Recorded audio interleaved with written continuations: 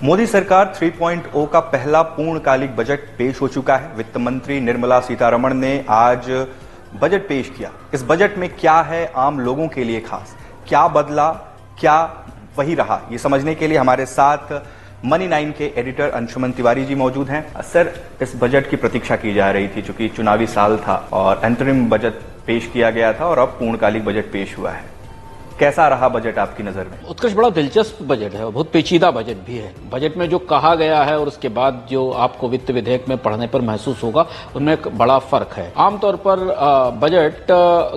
Budget part A से part B की तरफ जाते हैं। हम लोग अपनी चर्चा पार्ट बी से पार्ट ए की तरफ शुरू करते हैं। हम उल्टा शुरू करते हैं बजट को। हम पहले प्रावधानों से पहले हम जो बड़े फिलॉसफी या बड़े संकेत समझने की कोशिश करते हैं जिनसे हमें जान पाए कि भविष्य की दिशा क्या होगी।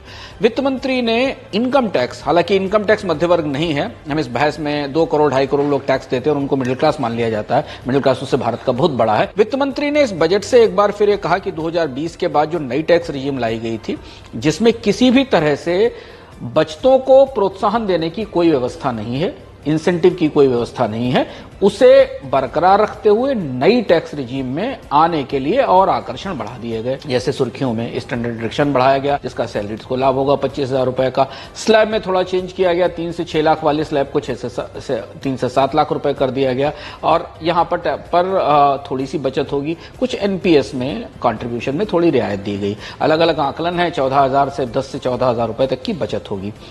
यहां से वित्त मंत्री ने यह दर्शन स्पष्ट कर दिया कि बचतें आपकी अपनी जिम्मेदारी हैं। शेयर बाजार बजट के बाद एकदम गिरा, तेजी से गिरा, बेहद बेचैन हुआ और शेयर बाजार को बेचैन करने वाली कई चीजें इस बजट में हैं। लॉन्ग टर्म कैपिटल गेन्स 10% से 12.5% कर दिया गया।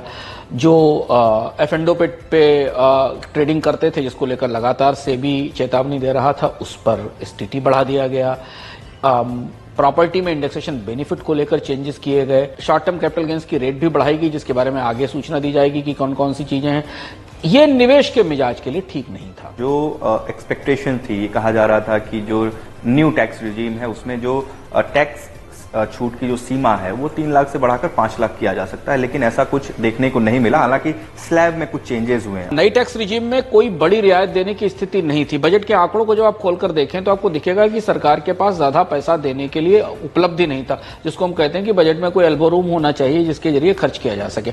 तो वित्त मंत्री धन्यवाद के तौर पर, थैंक्स गिविंग के तौर पर कि हमको तीसरी बार सत्ता में लाया गया है, तो उस थैंक्स के तौर पर हम आपको 12-14 हजार रुपए की बचत की व्यवस्था कर देते हैं। सरकारी नौकरी, जो भी सरकारी प्राइवेट नौकरी वाले, उनका स्टैंडर्ड डिडक्शन बढ़ जाएगा थोड़ा सा और 3 से 7 लाख रुपए की सीमा कर दी गई। तो कोई बहुत बड़ा चेंज नहीं हुआ, ऐसा कोई चेंज नहीं हुआ जिससे कि इनकम टैक्स का एक ड्रीम बजट हो जाए। इनकम टैक्स को लेकर यह सरकार पिछले 10 साल से बहुत रिजर्व रही है और एक सिद्धांत पे चली है कि टैक्स की दर कम और रियायतें नहीं। हम हमेशा उम्मीद करते हैं बजट आने से पहले कि हाउसिंग लोन पर रियायत बढ़ जाएगी, एटीसी में छूट बढ़ा दी जाएगी, बचतों पर बढ़ा दी जाएगी। ऐसा होता कभी नहीं है। तो इस हिसाब से इनकम टैक्स पर थोड़ा नरम ही गरम है, बहुत ज्यादा बड़ी रियायत नहीं है और खासतौर से मध्यम वर्ग के लिए जिस स्तर तक महंगाई बढ़ी है, उनकी कॉस्ट ऑफ लिविंग जिस तरह से बढ़ी, उस हिसाब से ये रियायत तो मामूली ही है। धन्यवाद। जैसे बड़ी घोषणाएं आप क्या मानते हैं इस बजट में? एक और महत्वपूर्ण घोषणा जो कि हम समझना जरूरी है आम लोगों के लिहाज से, सरकार पर इस बात का दबाव था कि वो